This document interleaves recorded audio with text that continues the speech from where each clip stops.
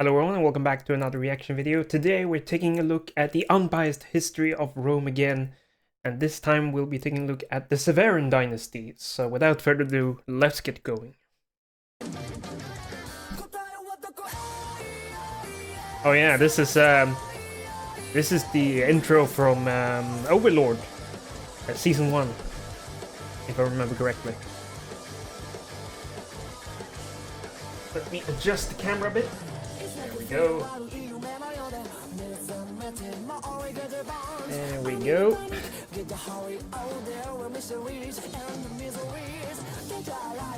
Ah yes, Macrinus, Caracalla, Cassius Dio, all the good people of this era, Alexander Severus, Julia Domna Mesa, all the women of the Severan Dynasty.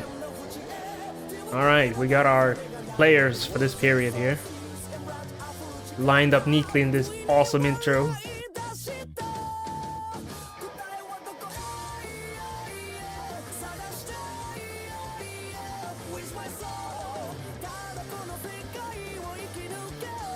It'll be very interesting to see his portrayal of this particular dynasty.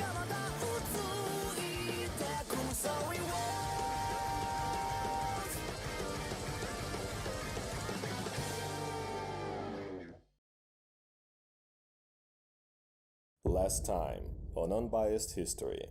After Marcus Aurelius had died of the Antonine Plague, he left the empire to his Chad son, Commodus. Being a divine incarnation and a perfect athlete, Commodus dominated the gladiatorial arena for 15 glorious years, gaining the envy and hate of senators and praetorians alike. After yet another...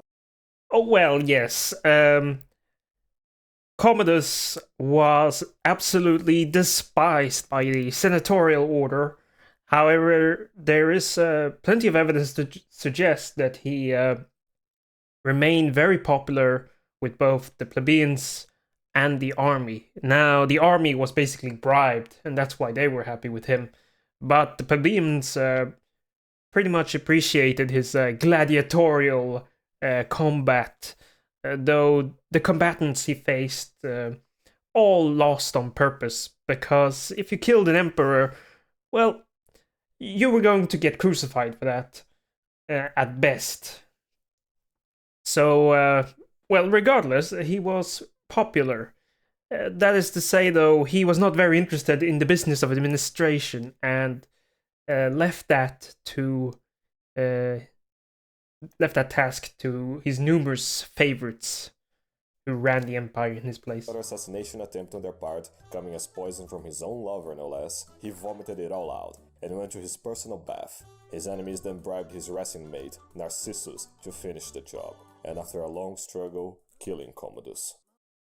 Yes, so apparently he was killed while he was in his bath. And what is unfortunate about this particular period of Roman history is that our sources are pretty spotty.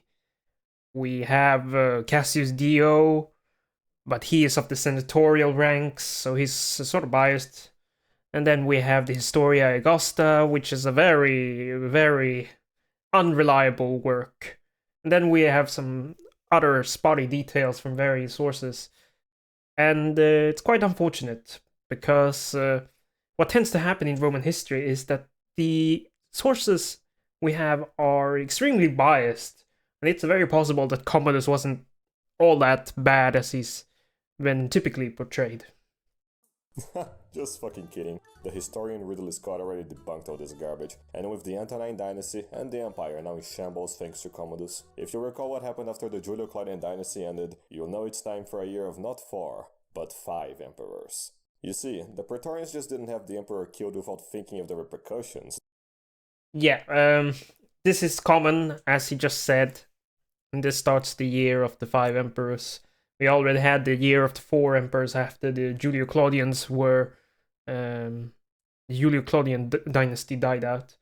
So, as always, when there's a changing of the guards, there are numerous people who want to take advantage of the chaos and claim the imperial purple for themselves. But, alas, only one man can emerge from the chaos. They would never do that. Instead, they dragged Pertinax to fill the void. After making him promise a huge fucking bribe too, They then forced the Senate to ratify him as emperor, something they wanted to do anyway, and things looked good to be honest. Pertinax started to rebalance the economy, issue fair laws, and began restoring discipline to the Praetorian Guard. Yeah, about that. As he started paying out their bribes, the imperial treasury was emptied. 0 gold left. Nothing. Commodus had wasted it all. And when he explained that he could only pay half of what he was forced to promise, the Praetorians chipped out in rage. They constantly demanded the rest of the bribe, threatening to revolt several times, but there was nothing to pay them with, so Pertinax refused. Yeah. Unfortunately, this is extremely common at this point in Roman history. The Praetorian Guard is a supposedly on paper a very elite unit, the palace bodyguards, but they are extremely active in politics, and whenever there's an accession of a new emperor, they demand a large donation, as they would call it, although it's a bribe, of course. And Pertinax here found themselves in a bit of a bind since Commodus had spent all the treasury on all of his previous bribes and other largesses. Pertinax here is unable to pay, and the Praetorians don't take kindly to that. Now, what future emperors would do is that they would simply mint more coins in order to pay these bribes. Unfortunately, as we all know though, printing money is not a good thing. It leads to rampant inflation, and that creates a larger economic downturn in the long term. So, yeah, this is a problem we will be seeing many times before this is all over. And Pertinax is just one in a long line of emperors who, unfortunately, will upset the Praetorian Guard. Blaming everything on Pertinax, 300 of the most corrupt Praetorians invaded the imperial palace to hunt him down. Their prefect, a scourge named Letus, was sent to calm them down, but instead joined and led them towards the emperor's office. Betrayed by his men, Pertinax then confronted them himself and urged them to think about what they were doing. Here they were, the emperor's own bodyguards, threatening him with violence over money. Money he didn't have through no fault of his own. Through a long speech, he gave them the chance to set aside their rage, so that they could work together to ensure the empire's prosperity. Yeah, that's not gonna work. So after killing Pertinax, Letus thought of a plan to both name a new emperor and, far more to the point, get all that money they wanted. A plan so disgusting, immoral, and vile it provokes anger at the mere thought of it. They would sell the empire to the highest bidder. Meanwhile, an extremely rich man named Didius Julianus... Yeah, so this is one of the most disgusting, really, events in Roman history. The Praetorian Guard is actually going to auction off the imperial purple to the highest bidder. It is so shameless and scandalous. I don't even have words for it. And this man, Didius Julianus, is going to take up that offer. Was eating dinner with his family, and when news that the empire was for fucking sale arrived, he hesitated, but his greedy wife and daughter forced him out of the house to go buy it, and that's what he did, getting to the Praetorian camp and outbidding Pertinax's father-in-law with 25,000 sesterces worth of bribes. The Praetorians then forced the Senate to ratify their new emperor again, and things didn't look good at all. Here's the thing. The provincial governors were more than happy with Pertinax taking over after Commodus, but Julianus, some literal who with no connections to the Antonines that was buying power, that's something neither Pesquinius Niger in Syria, Clodius Albinus in Britannia, nor Septimius Severus in Pannonia were willing to accept, each for their own reasons. Pesquinius Niger was everyone's favorite to take over power, much like Vespasian, commanding the Eastern legions and all. Clodius Albinus had... And it's no coincidence that it is the Eastern governors who often are very successful in these power struggles. The East had access to the most resources, most money, and most troops. There were plenty of troops stationed in the East to counter the Parthian Sassanid threat. And, bigger armored diplomacy wins often. And that's just how it is. They revolted against Commodus a few years earlier, now taking Pertinax's death to follow on his proclaimed wish to restore the Republic or some such nonsense. A wish revealed false after he accepted Severus's offer to become his subordinate heir.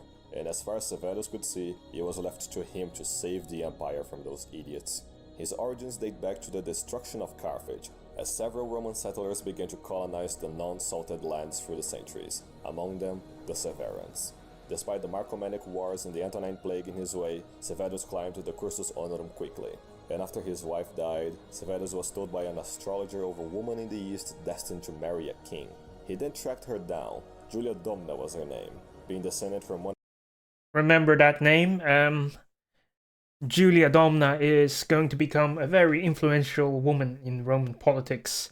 And this is not all that unusual. Even since the late Republican times, women have had a decisive influence on Roman politics. Not officially, of course, but they've always operated in the background, wielding great influence over men that governed.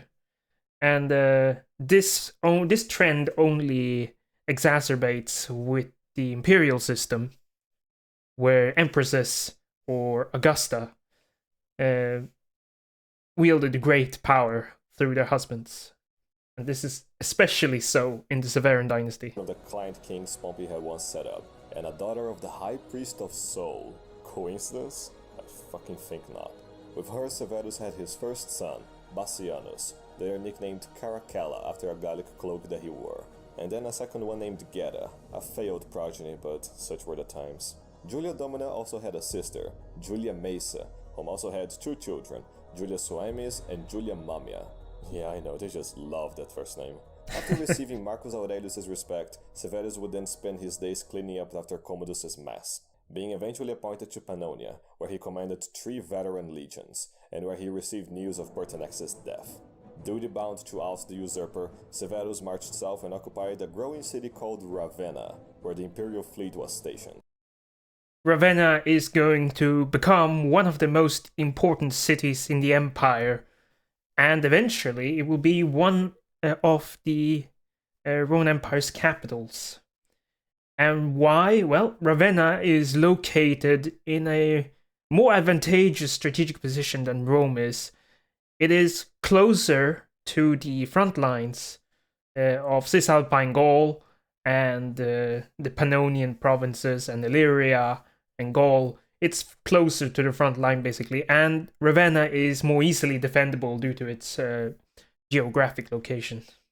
As a response, Julius forced the Senate to declare Severus an enemy of the state, sending several assassins disguised as diplomats to kill him.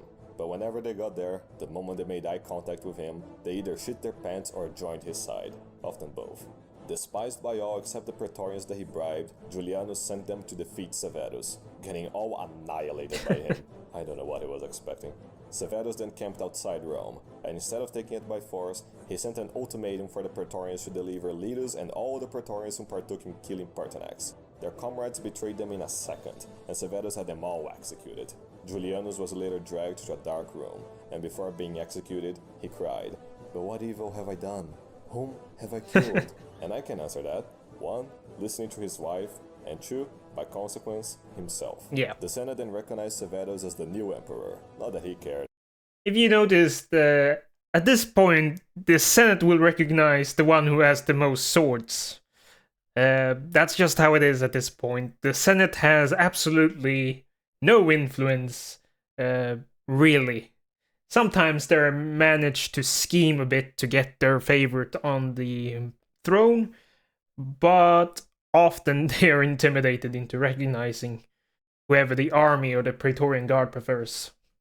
In such times of absolute political corruption and decadence, the army was the only institution that mattered. Yep. To further this point, Severus had all remaining members of the Praetorian Guard line up, confiscating their property and wealth, exiling them all, and filling it up with 4 times more men, all veterans from his legions, and giving them all the assets he seized. That settled, Severus gathered his legions to deal with Pescennius Niger in Syria, whom, after a few months after Pertinax's death, had moved from Antioch to Bithynia.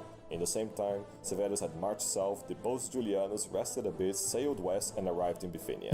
After a few lost skirmishes, Niger made a last stand at Issus, where he hoped to LARP as Alexander. Yeah, the Issus is the same location where Alexander the Great defeated the great Persian king Darius III, or Darius III, however you want to pronounce it. And yeah, it's quite a famous location indeed. As he defeated the Persians there hundreds of years ago. Instead, he played the part of the Persian king, getting absolutely trashed and fleeing the battlefield towards the nearest city he could. With the gods, or clearly something against him, he was later captured and killed. But Severus then had to deal with the last of Niger's strongholds, a small, irrelevant village called, what, Byzantium was it? Yeah, something like that. And yes, of course, everyone who knows anything about the Roman Empire would know about Byzantium. This is where we get the Byzantine Empire from, although the term Byzantine is totally made up, by the way. But this is where the great city of Constantinople will lie in the future.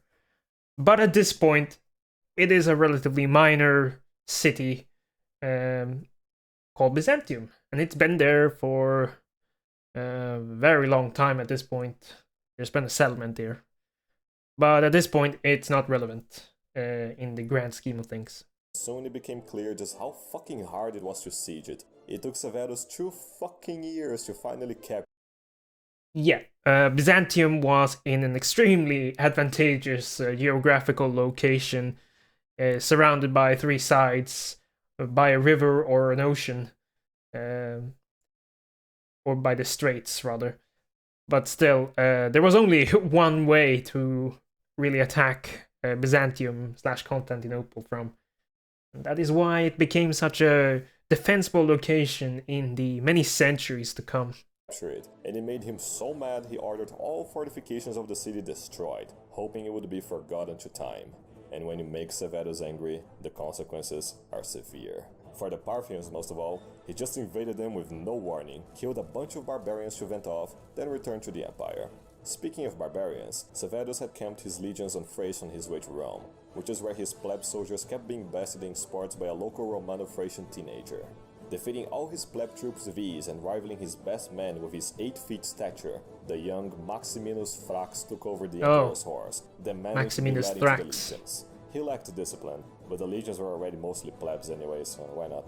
Back in Rome, Severus relayed his victories in the east to Albinus in Britannia, and bored out of his mind in that shitty island, he invented some bullshit about Severus having tried to murder him, blah blah blah blah blah, revolting against him and taking over Lugdunum in Gaul. With these pleasant news, Severus named his eldest son Caracalla as his heir, and set off for the north. Albinus' strategy to win relied entirely on bribing the Rhine legions to his side, but thanks to the disciplining legacy of both Domitian and Hadrian, they refused. Once Severus arrived at Lugdunum with 150,000 men, he found Albinus with an equal force to match, starting the greatest legion-on-legion battle in Roman history. After 2 days of brutal fighting, and Severus focusing on his shitty troops on the left, his true soldiers on the right broke through the enemy lines, and some opportunist named Julius Letus stole the credit for it. Coincidence? No fucking way. Much like Niger, Albinus fled to the nearest city he could, but this time, he spared everyone the trouble and just killed himself. Yeah. Severus then walked over his desecrated corpse, cutting off his head and sending it to Rome, alongside his limbs and those of his family.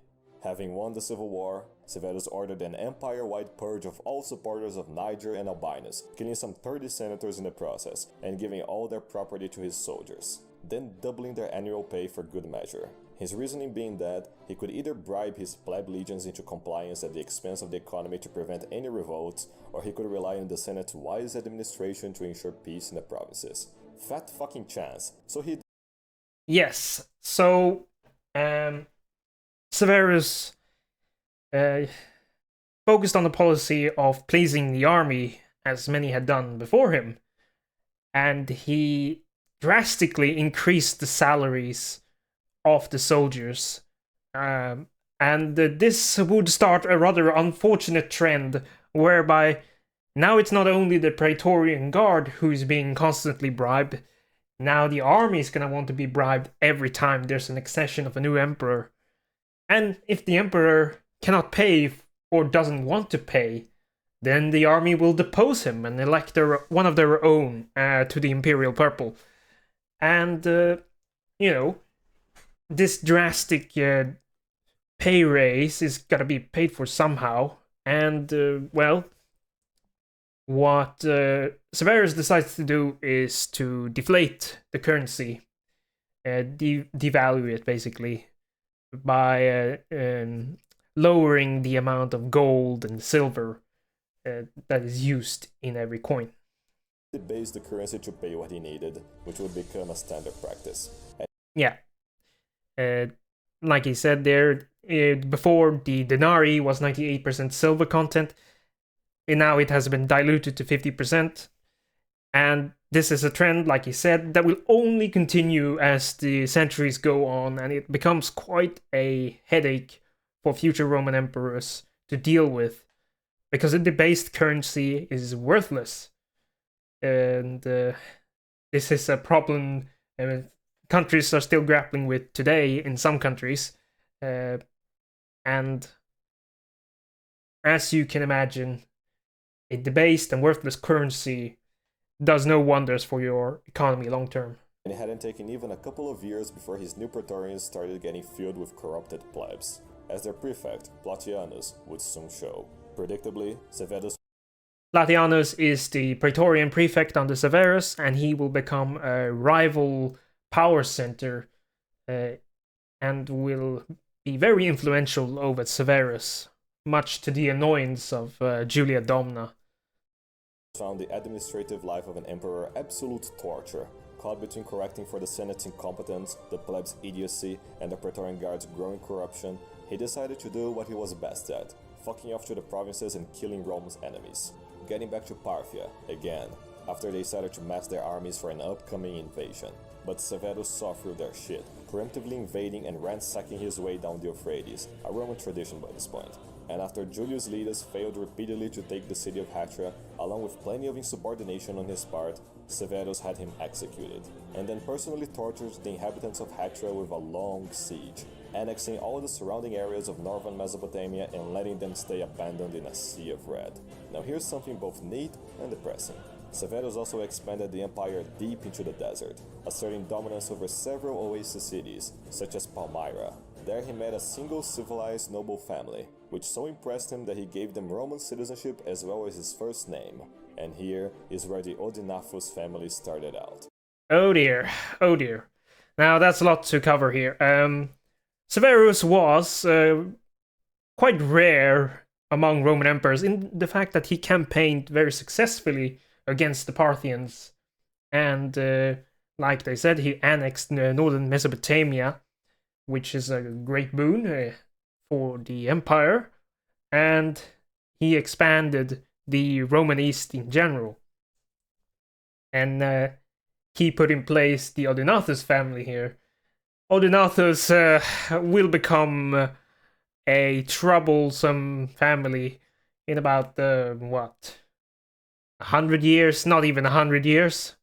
Maybe 80, 70 years from now, they will become a problem, especially for Emperor Aurelian. But that's a story for another time. The depressing part will come later. And to celebrate his victory, Severus ordered built the Ark of Septimius Severus in Rome. I told you people would copy Titus, Severus was just the first one. Around this time, a lot of Christians would be persecuted. Not for Severus' doing though, he adhered to Trajan's policy of meh towards them, getting bored at the mere mention of their crucified Jew. So to cure that, he returned to his home in Africa.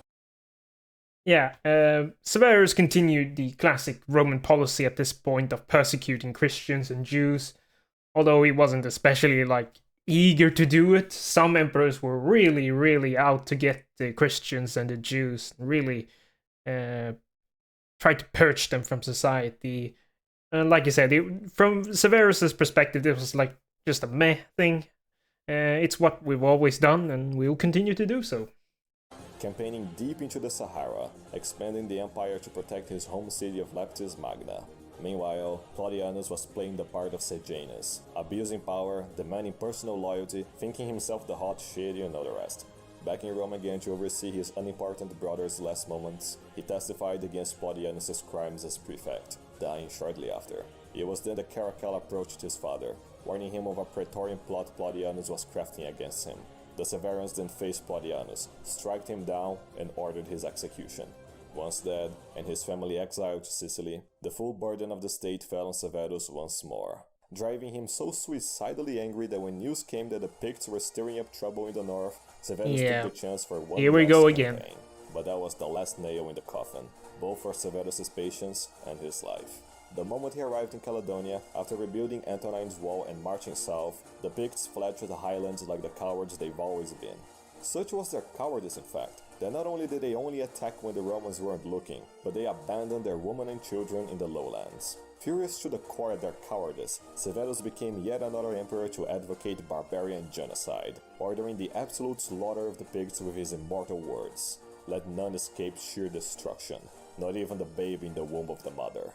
And while he carried on genociding the Picts, Geta was offering the more corruptible Well, the Romans would call it civilizing now, wouldn't they? plebeian soldiers with bribes to gain their support. His patience exhausted with such matters, Severus rewrote his will to make both of his sons emperors, on the condition that they were harmonious with each other, paid heed only to the legions, and never ever care about what the Senate or anyone else thinks. His succession settled, Severus chose to take a drastic decision. He died, and thus Caracalla and his younger brother Geta were acclaimed to the co-emperors of Rome. But here's the thing, Geta hated Caracalla. Busy with restoring order to the empire, Severus had no time to raise his children. Caracalla embraced his father's harsh virtues, but Geta had become nothing but yet another hedonist prince, and while the eldest loved his brother, it was never reciprocal. Geta never spoke to him, slept, ate, and lived as far away from his brother as possible, always surrounded by guards and suspicious 24/7.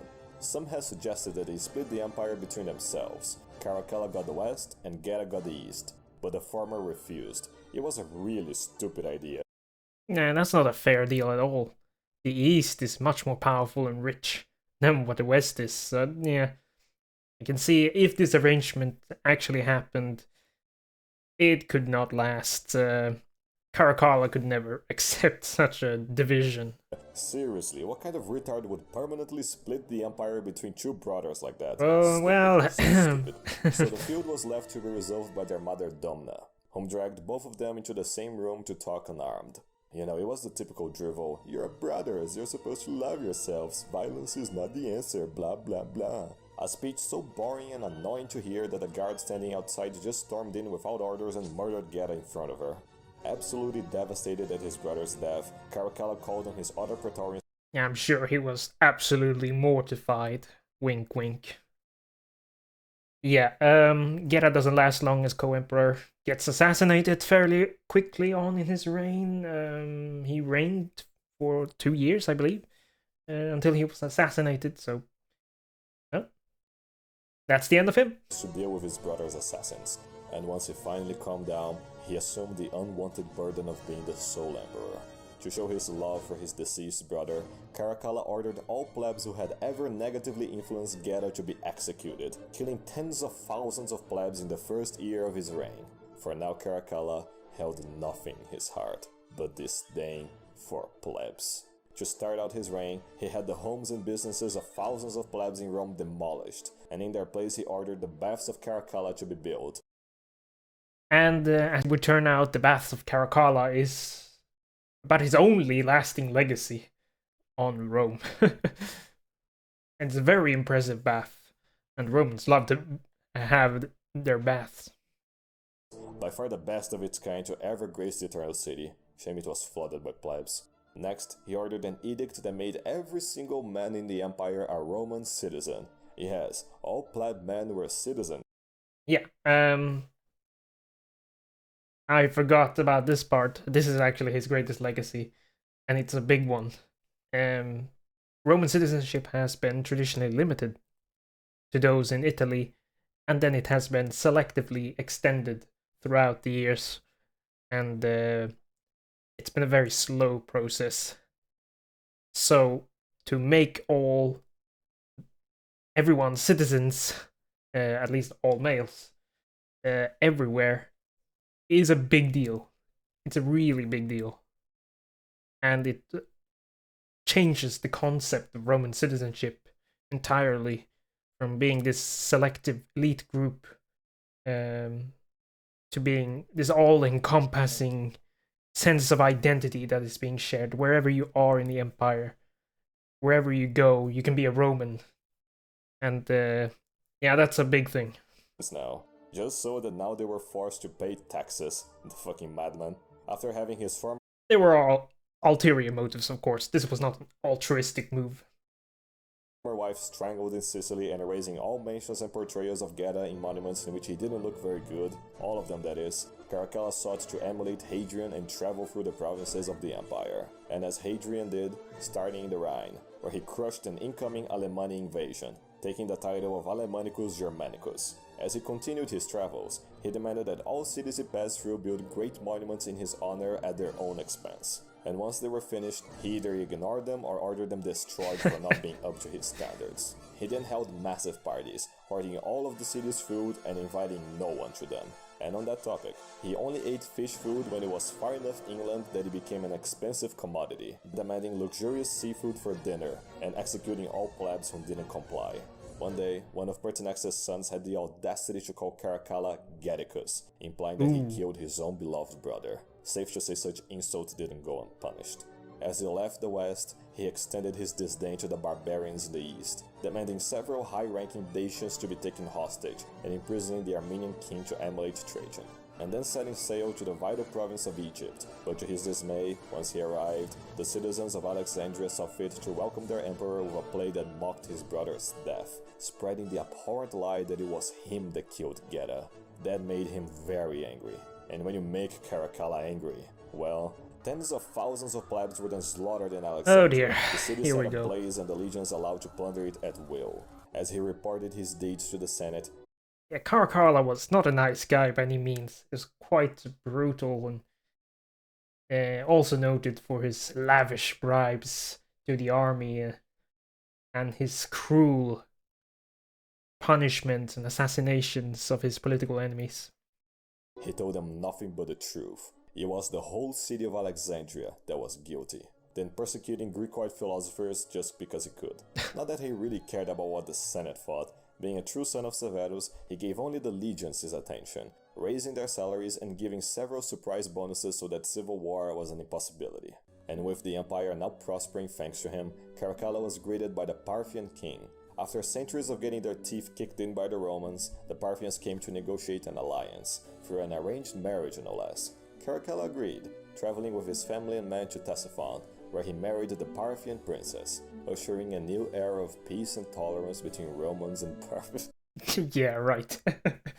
No, it was a novel idea, to be sure. I don't think this has been done in Roman history before, but yeah, not gonna last.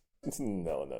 He ordered the whole Parthian wedding party slaughtered, set Ctesiphon ablaze, then ransacked his way back to the empire, renaming himself Parthicus, as the whole Of course. Parthia now bowed at his feet. But behind Why not? every good emperor, there's a treacherous Praetorian itching to betray him. Macrinus, in this case. What triggered this particular Praetorian prefect to act against Caracalla was that an astrologer had begun prophesizing that he would one day become emperor. At first he reacted like a coward, doing everything he could to shut the astrologer up, to no avail. So then he took the treacherous option.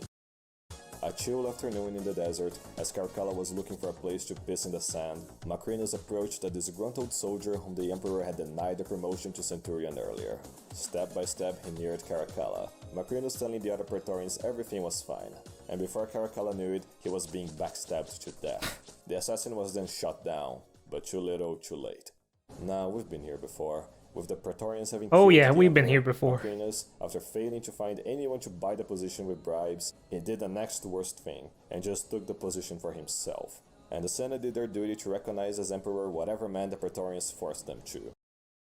Yeah, this is a little bit unusual. Typically, whenever the Praetorian Guard assassinated an emperor, they would elevate someone outside their ranks to the imperial purple. But at this point, Macrinus just decided that why not me? It was a bad idea. But that didn't mean that the Severan family would roll with it. Julia Domna, on one hand, refused to be exiled from Rome, going on a hunger strike and starving herself to death. On the other hand, her sister, Julia Maesa, conspired to have one of her grandsons be her puppets to take back power. Either of them would do in her eyes, so she chose the eldest among them, Elagabalus. To kick things off, Oh, she dear. revealed that Elagabalus was actually the bastard son of Caracalla, and thus the rightful heir to the empire. Once the news reached one of the eastern legions, they instantly revolted in favor of Elagabalus. all while Macrinus was busy sucking up to all of Rome's enemies. Now, to be clear here, Elagabalus at this point is a very young boy, really, and is in no position to rule the Roman Empire. But through the sage advice of Julia Maesa, Julia Maesa basically becomes the regent until Elagabalus comes of age, and Elagabalus is quite a curious emperor. One could say that. Some even claim that he was transgender. He would be Rome's only and first transgender emperor. It's not entirely clear. We do know he according to the sources we do have, which are sketchy at best, let's be clear about it, he indulged in lavish parties and orgies and well, all around outrageous behavior in comparisons to the expectations one might have of a Roman emperor. Returning the Dacian hostages, appointing the imprisoned Armenian king's son to take his father's place, and even paying off the Parthians not to attack him, only then hearing of what was happening in Syria. He then sent his praetorians to deal with them, but instead got all annihilated, deja vu. Left abandoned, Macrinus mustered what troops he still had left to confront the rebelling legion. As they battled, Elagabalus bravely charged through enemy lines to rally the Eagle's standard, routing the enemy forces, including Macrinus, whom then fled to the battlefield. He was later found in Cappadocia and executed by the resurgent Severans. He was the first emperor to have never set foot in Rome while in office. You'll get used to it. On that matter, and would you believe, the Senate bowed down to their newly proclaimed emperor. Didn't see that one fucking coming. And he was even so kind as to order a huge portrait of himself hanged on the Senate's walls, coupled with a statue of Victoria, goddess of victory. Get ready for the ride. Simply said, Elagabalus was the opposite of Hadrian on the faggotry spectrum. Yeah. Royal Hadrian fucked every feminine dear. dude he took a liking to. Elagabalus let himself be fucked by any masculine dude who liked him. A true bottom's bottom, a subby cum slut through and through, you get it. But there's a very good reason for all this degeneracy. Having been born and raised at the service of the ancient solar deity, Elagabalus served him like no other. Such was his piety, that one day he was granted an enlightening vision. After centuries of Roman virtues being diluted by plebs and barbarians alike, the original Trojan virtues of the old Romans was drowned in a sea of degeneracy, such as Christ-fuckery. This in turn weakened the gods to such a state that Elagabalus was able to glimpse at their true nature. Throughout all of Roman history, from the monarchs, republicans, and emperors thereafter, its greatest heroes were blessed by soul through various means. Focusing the praise for all of Rome's gods into one, emerged their qualities into one divine essence. Yeah, so this is where the cult of the Sol Invictus really starts to become a real thing here in the Empire. And Sol Invictus will remain an important, well, it is a religion, basically. It's kind of hard to explain, but it's a step away from the old Roman pantheon, yet it is not, as he just explained. And they will continue to worship the sun. Many an emperor would do that. And the most famous worshipper of Sol Invictus was Emperor Aurelian, of course, at the end of the crisis of the 3rd century. And yeah, so now we're starting to see some shifts in religion. And of course, with the emergence of Christianity as a true force, this will only continue. Deus Sol Invictus, the overarching divinity composing all of Rome's deities, and thus the one true God. After making this cataclysmic discovery, the cult named Elagabalus their Grand Priest, which is where he adopted that name, by the way. Unfortunately, matters of deep theology were often too much to understand, especially to a mere plebeian's mind.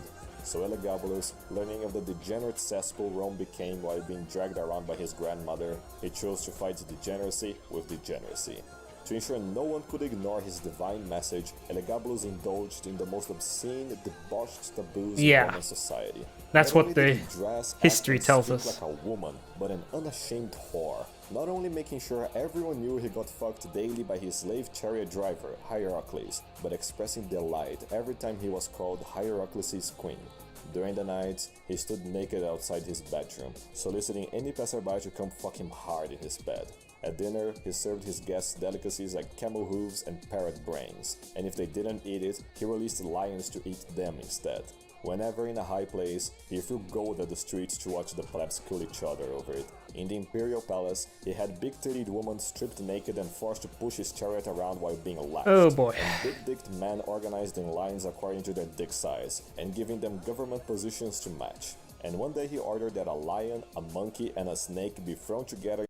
Yeah, of course, we gotta be really careful about our sources here, but if we are relying on the sources, Elagabalus truly had an outrageously debauched reign. Quite unprecedented, really. And, well, it is a curious emperor, to be sure. It's a really fascinating, fascinating emperor indeed. And, well, it's not long before people start noticing this and do not want it anymore. Into a dark room and threw the genitals of his executed enemies in it. Why, you ask? Well, he never did give a reason.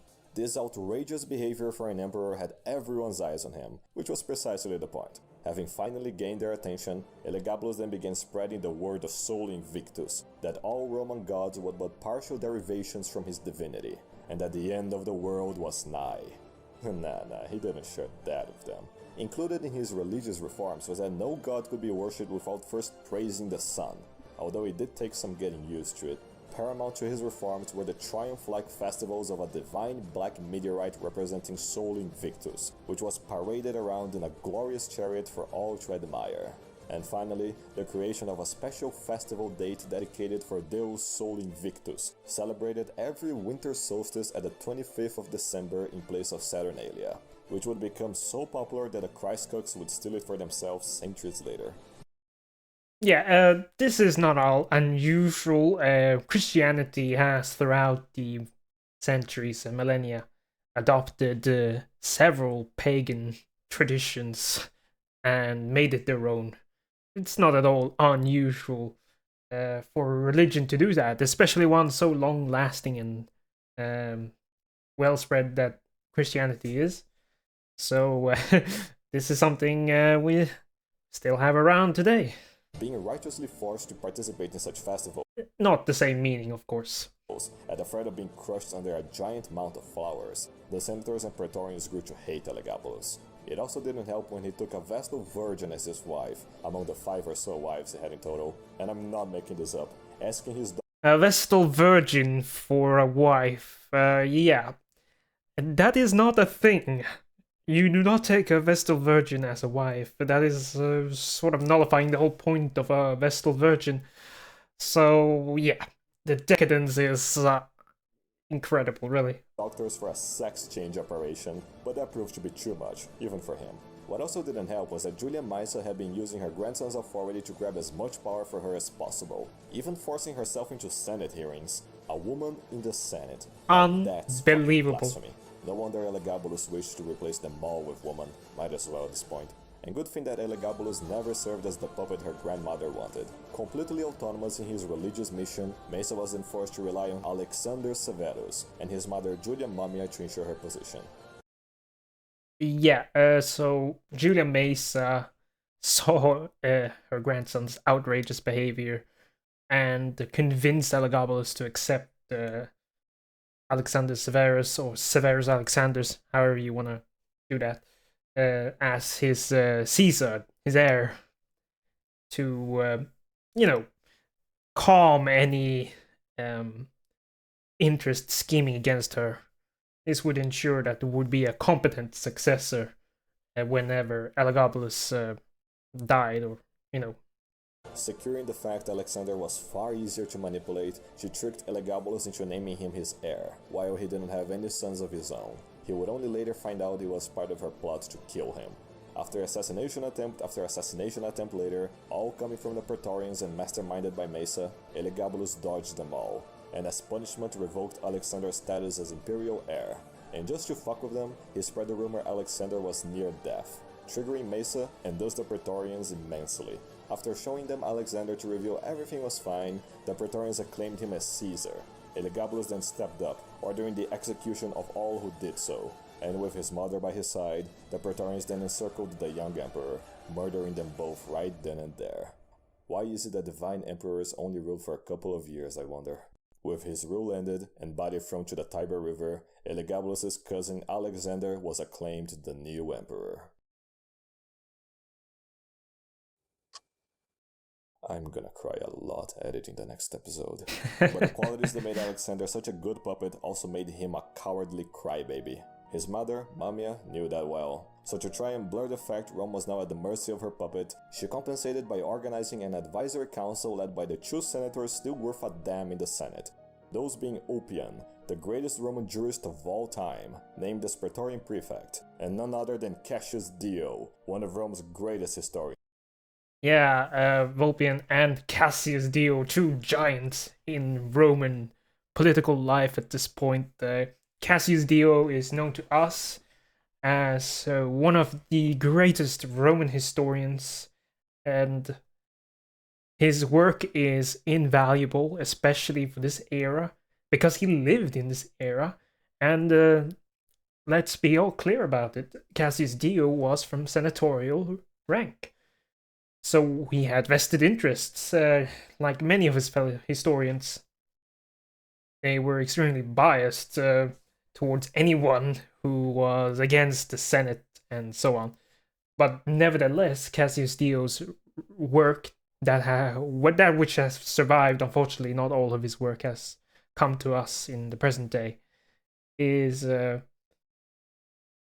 essential for our understanding of this period of history. And a vicious humorist. After Mesa's undeservedly peaceful death and the burden of state laid on their shoulders, they set about reducing taxes on the provinces, revaluing the currency, and restoring discipline to the Praetorians. And God, why do people even try that anymore? The Praetorians predictably abhorred the mere thought of them not doing whatever they wanted without repercussions, and with Oppian leading such an effort, they sought to kill him. The bravest Roman citizens tried to stop them, but the Praetorians just carved through them, invading the imperial palace and murdering Oppian at the feet of Alexander, who was too weak to stop them. And on the topic of Alexander's weakness, his mother Mamia had just arranged him a marriage with a daughter of a senator. But once Alex started spending time with his wife, Mamia felt her influence over him threatened, so she accused her father of conspiring against the emperor, ordering his death and the exile of his daughter to Syria. And much like Tiberius' early reign, Alex was plagued with legionary revolts left and right.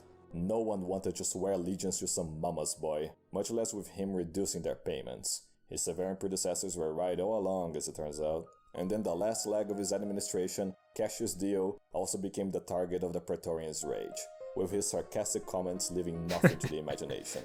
Once more, being too weak to defend his advisor, Alex had Cassius Dio exiled to Bithynia, where he finished his historical works and taught us about all the drama from his time. And thank God for that. From Bithynia, we return to Parthia, not for war, but to say goodbye to their crumbling dynasty. The details of barbarian politics bore me, so I'll be brief. After centuries... Yeah, so it's at this point the Parthians, that particular empire, is going through some rough times and is starting to crumble. And it will be eventually replaced by the Sassanid Empire, which turns out to be an even more formidable foe, which is very unfortunate for the Romans. Of getting bashed by Rome, the Parthians became weak and found themselves in another civil war between two brothers. While they fought, an ancient evil had been brewing in southern Persia. There, a brutal barbarian rebelled and summoned his legions from the underworld, crushing a punitive army and then a second one led by one of the brothers, later hunting the second one down. Crowning himself the King of Kings and the first Emperor of the Sassanid Dynasty, Ardashir desired one thing only: the destruction of Rome. Once Alex heard news of the eastern hordes gathering near Mesopotamia, he sent endless envoys to try and negotiate a peace. But peace was a foreign concept to such a manifestation of pure evil. In exchange for such a peace, Ardashir demanded all of Rome's eastern provinces so that he could bask in the blood of its innocent civilians. Obviously, with the legates forcing his mother to refuse, she then forced his son to go to war. Gathering most of the Rhine and Danube legions to the east, Alex planned a three-way invasion, from the north, south, and at the center, led by himself. But as both wings were accomplishing their objectives, Alex abandoned his invasion out of pure cowardice, allowing Ardashir's endless hordes to overwhelm the southern legions, thus forcing the northern legions to march back through the Armenian... Yeah, here's the problem with Alexander Severus, is that he came to power from the age of 14, I believe, and he was completely unsuited for the task of governing the empire. And he was so dominated by his grandmother, and yeah, it would never turn out well for him like that. In mountains on winter. Being completely at fault for the deaths of countless of his soldiers, Alex was lucky to realize Ardashir became very busy eating the flesh of the plebeian soldiers he killed to wage war anymore. So Alex just declared victory and left. Mirroring Marcus Aurelius' Parthian War, being forced to relocate to the Rhine and Danube legions, the Germans raided the empire, killing the defenseless...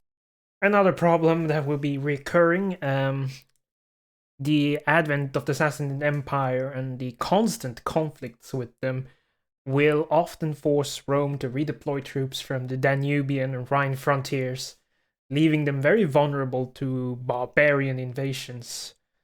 And it's going to become increasingly difficult to ward off all the threats on Rome's borders. And, this is bad as it is right now, but it is going to get much worse. Families of many legionnaires. Enraged at the princeps' cowardice, their families' deaths, and the fact that not only was their emperor controlled by his mother, but a stingy autocrat that made them live in slave-like conditions, loyalty became rarer and rarer. The final straw came when Alex arrived in the Rhine, and instead of beating the Germans back to their mud huts, he offered them even... I said he was influenced by his grandmother. That's incorrect. He was influenced by his mother, Julia Mamea. That's how it is. Even more golden rewards if they would be so kind as to leave, as they continued to slaughter the civilians and burn the cities. Enough was enough. All they needed was a leader. Which gets us back to Maximinus Thrax, by then a legate and a respected trainer of recruits. As he walked in to eat breakfast, the legions acclaimed him the new emperor like it was a surprise party. Taken aback, but understanding their motivations, Thrax accepted the title and ordered his centurions to realize the wishes of every soldier present. Finding him in the imperial tent, together with his mother laying on her hoarded wealth, the centurions had them both executed. With him died the Severan Dynasty, and unbeknownst to the soldiers, Rome as we know it. For when the legions got rid of such a weak emperor, it wasn't order they invited back, but chaos. The following decades will be filled with war, pestilence, death, and much, much worse.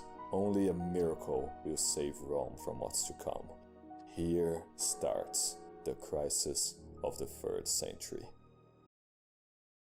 Yes, after the death of Alexander Severus, there will be an incredible, unprecedented amount of chaos within the Roman Empire. It will be plagued by governmental chaos, civil war, general instability, great economic disruption, and Rome will be governed by a series of weak barracks emperor, each ruling maybe on an average of 2 years maybe. And this would continue on for about 50 plus years. And, well, it doesn't really end until Emperor Diocletian can restore some order. But that's not until the 280s. And now we're in, like, the 240s. 235, I think. Alexander Severus died in 235. So, yeah, with the ascent of Maximinus Thrax, the crisis of the 3rd century begins. And so the great long decline of the Roman Empire begins. But that is a discussion for the next episode, which is about the crisis of the 3rd century. So if you like this video, leave a like, and let's see if there was anything left on this video. Yeah. So if you like this video, leave a like and subscribe if you want to watch more. We're going to focus on this series now that the Napoleonic War series is over. We will try to get this series done as soon as possible. So yeah, thank you guys for watching, and I'll see you guys later. Bye.